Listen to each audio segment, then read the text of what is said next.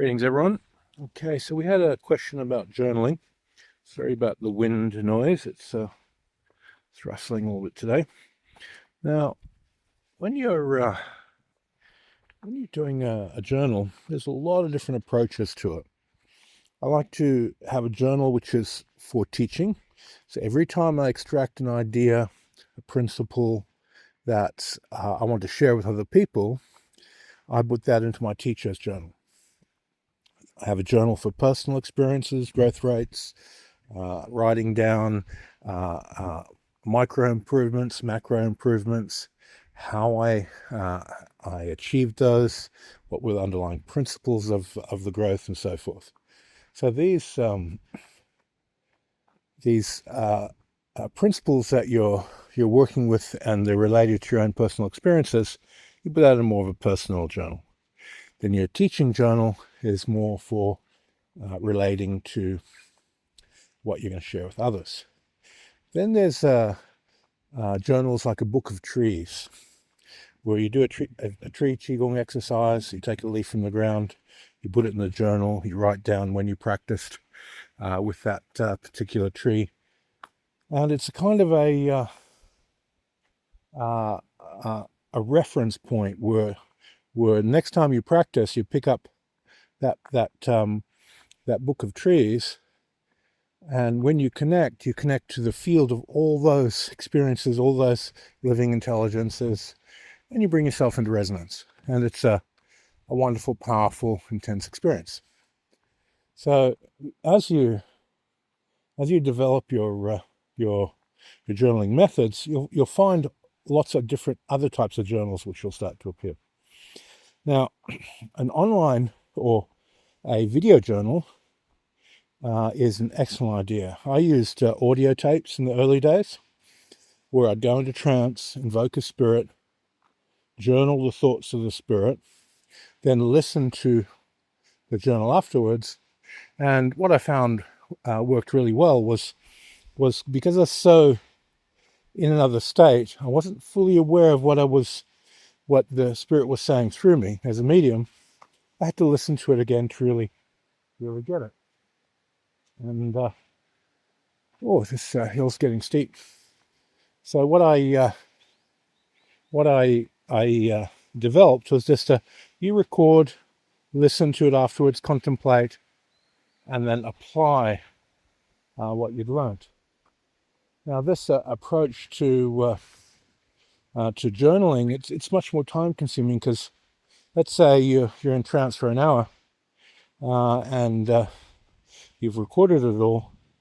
Now you've got to listen to it for another hour, pausing, stopping, contemplating the information that you've gotten, and you'll have a type of moments of, oh wow, you'll just stop at one point and you'll have meditation on the one point. So 1 hour of recording, 1 hour of listening, and then all the pauses add several hours and the meditation's on it. A better part of the day is gone. So you'll find that the video journaling method, it's very, very time consuming, but you get a lot more depth and introspection into what you're doing. Okay, so the next aspect of journaling we want to look at is the causation chain of as you fill out the journal and you put your ideas down, how you implement those ideas in your next sit to create a causation chain of growth. Now, if you're not benefiting anything from the journal, if you're just saying, this is how I felt today, and this is what I experienced, and you get no gain from it, well, that's a waste of time. Your journal has to be a method of growth. So it has to cause more growth. The causation chain is, you have a sequence of exercises which you've written down, and that sequence of exercises is creating growth. Oh, that mossy patch looks like a lovely place to sit down.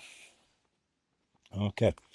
Now, as you develop your ability to journal in such a way that you can get growth and benefit from the journal itself, then you improve your journaling method. it's a dialogue between your conscious and unconscious mind to document experiences that generate more growth. And as you develop your ability to do this, you write less with more meaning. And that's important, to write less with more meaning. When you're able to summarize your journaling to just key essential points, you'll end up with a type of code. Like for let's say the word vibration, you might have a wavy line. For water element, you might have a water symbol. And you end up encoding your journal in such a way that it's like shorthand. You're able to write things down quicker and more efficiently. Also means anyone else reading your journal is not going to be able to understand what's in it. So there's a huge benefit in that. What I found worked really well for me is having a basic code of about 30 to 40 symbols, which had elemental meanings, akashic meanings, various different types of effects. They were close to sigils, and they would come up a lot in the journal, and that worked incredibly well for speeding things up. And it also, each one of those symbols had a stream of intention, or a stream of ideas that would flow from one symbol. And very often it would be difficult to write those down in a normal word, because the word would have, even though the symbol represents a word, the symbol represents a chain of experiences, where the word might just be too generalized. So you'll figure out your way of doing it.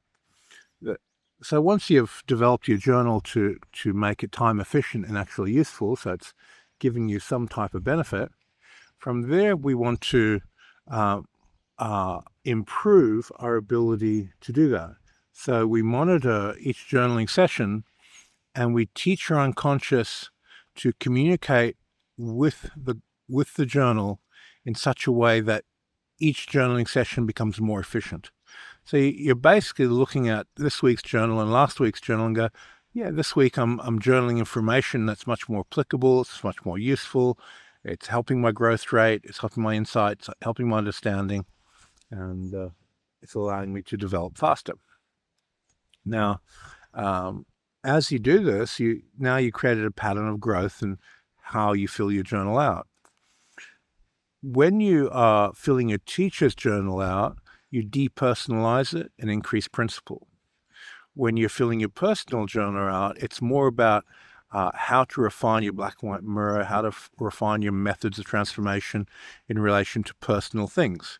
So let's say you're working on moving a lower fire emotion to a higher fire virtue, and you're transforming it up. When you write that into your teacher's journal, it's presented much more universally and much more principle-oriented. When you're writing in your personal journal, it's about the emotions and triggers of those lower fire element emotions and how you can move them into higher states, into higher virtues.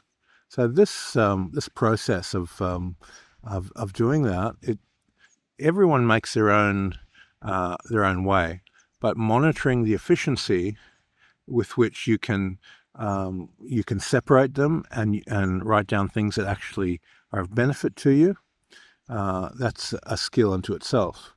Now, a lot of people their journal is, today I experienced this and this and this. And that's fine if you're wanting to reinforce positive skill sets and take ownership of positive skill sets. But once you've done that, you already own those skills. And now, how do you make them better?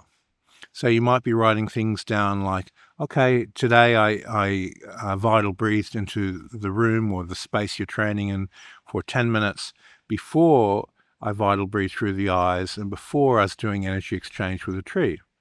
And that vital breathing of the space might put you in the zone which you see the vital energy much more clearly when you start working with the eye consciousness. So little changes in method and setup to an exercise, you'll read them in your journal and go, that's why I got a better result today. And it becomes very, very obvious. So I suggest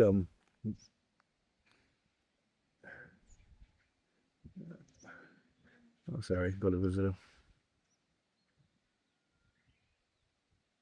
And while the visitor's leaving.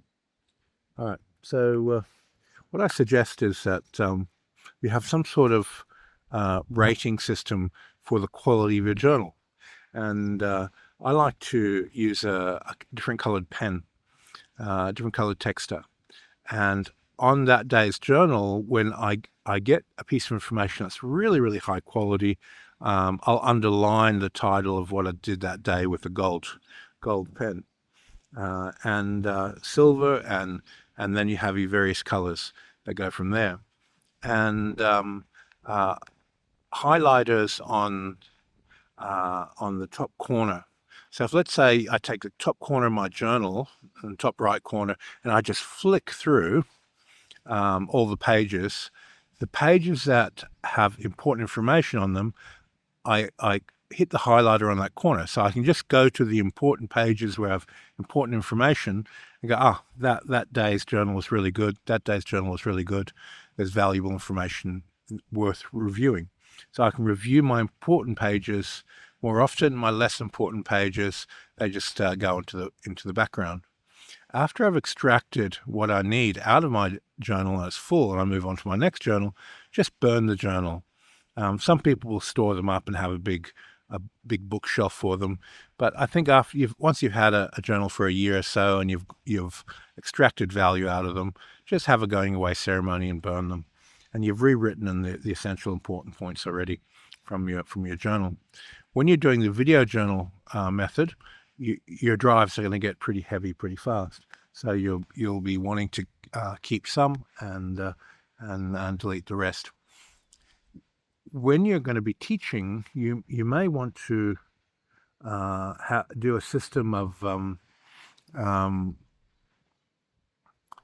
doing videos where you're talking about certain information and letting your unconscious share with you about that particular topic. And then you realize, that information is very shareable, it's very universal. I'll put it out online for people to get exposure to. And when you do that, there's a very strong sense of the audience that's going to watch it and the benefit they're going to get. So when you start recording in such a way, so let's say you set up a little home studio setup where you record your journal, and you start realizing that a lot of the information is coming through as of value to others, and you start sharing that information, you straight away get like something within your conscience, within the spirit, lights up and goes, yeah, people are going to get value out of this. It's time to start sharing it. And that allows you to start journaling in such a way that a big percentage of what you record and a big percentage of what you put online is going to be enjoyed and benefited by others. And if you take this thinking from the beginning, you'll very quickly end up in a space of, I should prepare every recording to be shared. And it may or may not be, but at least the way you recorded it is done in such a way that people can benefit. And you may even just type your revision notes at the end of a video, and for yourself, and then you can share it later with others if you did a good job of that. And nowadays, typing revision notes on a video is quite easy, where it used to be quite a difficult thing. So you might want to enjoy doing that. All right, so I'll leave it there. I've got some visitors coming soon, so we better get ready for that. If you have any questions about journaling, just let me know. I can go into more details on the different types of journals if you wish. That's sort of just a little bit of introduction to the idea of journaling. All right, thanks for your time, everyone. See you on the next video.